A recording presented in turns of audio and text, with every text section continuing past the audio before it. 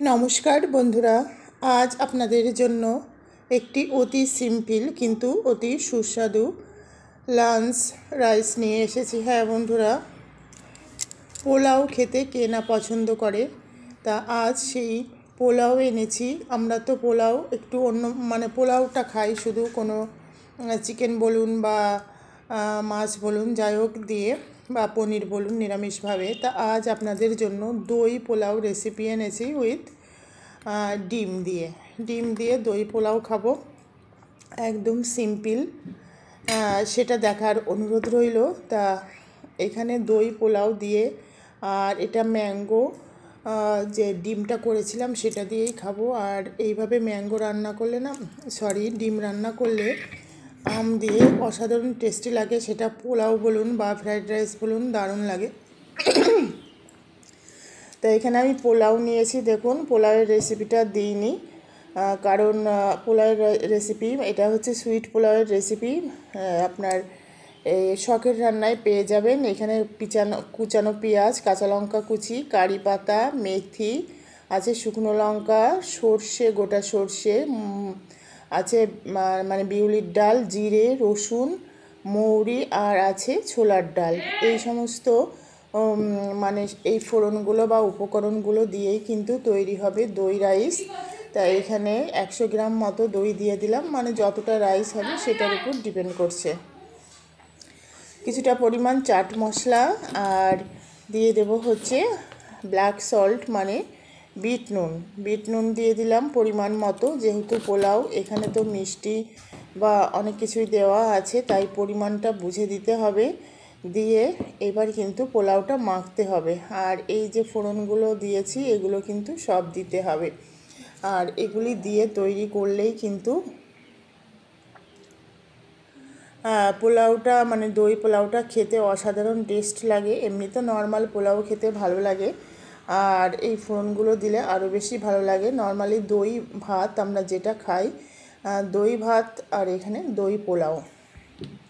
যাই হোক, এগুলো দেখে নিলেন। এটা আমি সামান্য তেল দিয়েছি, সর্ষের তেল। আর প্রথমে আদা কুচিটা দিয়ে দেব। এটা খেয়াল রাখতে হবে কোনো ফোড়ন বা কোনো মশলা যাতে পুড়ে না যায়। একটু হালকা ফ্রাই হলেই কিন্তু এগুলো নামিয়ে নেব। আর পেঁয়াজটাও যে একদম খুব ভাজা হয়ে যাবে লাল লাল, সেটাও নয়। সমস্ত উপকরণগুলি দিয়ে দিলাম, কিছুটা লঙ্কা রেখে দিলাম। দিয়ে এইবার কিন্তু সামান্য একটু নুন দিলাম। দিয়ে ফোড়নগুলোকে নামিয়ে নিলে 1 মিনিট মতো এটাকে ফ্রাই করলেই কিন্তু রেডি হয়ে যাবে। আর তেল আমি খুব বেশি দেব না, নর্মাল তেল, কারণ তেল খাওয়াটা স্বাস্থ্যের পক্ষে মোটেই ভালো নয়। যাই হোক, গ্যাসটা অফ করে দিয়েছি। আর দেখুন, মশলাটা তৈরি হয়ে গেছে। এইবার আমি মশলাটা নামিয়ে নেব। তা এই দই পোলাওয়ের রেসিপিটা যদি আপনাদের ভালো লাগে কমেন্টস করে জানাবেন, তাহলে আমিও মোটিভেটেড হব আপনাদের জন্য নিত্য নতুন রেসিপি নিয়ে আসার। আর এই প্রচণ্ড গরমে বেশি রিচ খাবার না খাওয়াই ভালো। হালকা পাতলা বা দই ভাত, টক ভাত, এগুলিই কিন্তু বেটার, স্বাস্থ্যের পক্ষে উপকারী। তাই ভাবলাম যে আমরা তো নর্মাল দই ভাত খাই, তো দই পোলাওটা খুব রিচ নয়, দই পোলাওটা করি। আর যেহেতু ডিমের এই ম্যাঙ্গো রেসিপিটা ছিল, এটা দিয়ে খেতে অসাধারণ টেস্টি লাগে। আমার পুরো জিভেই জল চলে এসছে এডিট করার সময়। যাই হোক, এবার এটাকে আমি মাখিয়ে নাড়াচাড়া করে কিন্তু দই স্যালাড দিয়ে, ডিমের রেসিপি স্যালাড দিয়ে এটাকে খাবো। ধনেপাতা কুচি ছড়িয়ে দিলাম পরিমাণ মতো। এটাকে খুব বেশি মাখবো না, একটু হালকা করে মেখে নিয়ে সেইভাবে খেতে হবে। অসাধারণ লাগে খেতে, আপনারা একবার ট্রাই করে দেখবেন,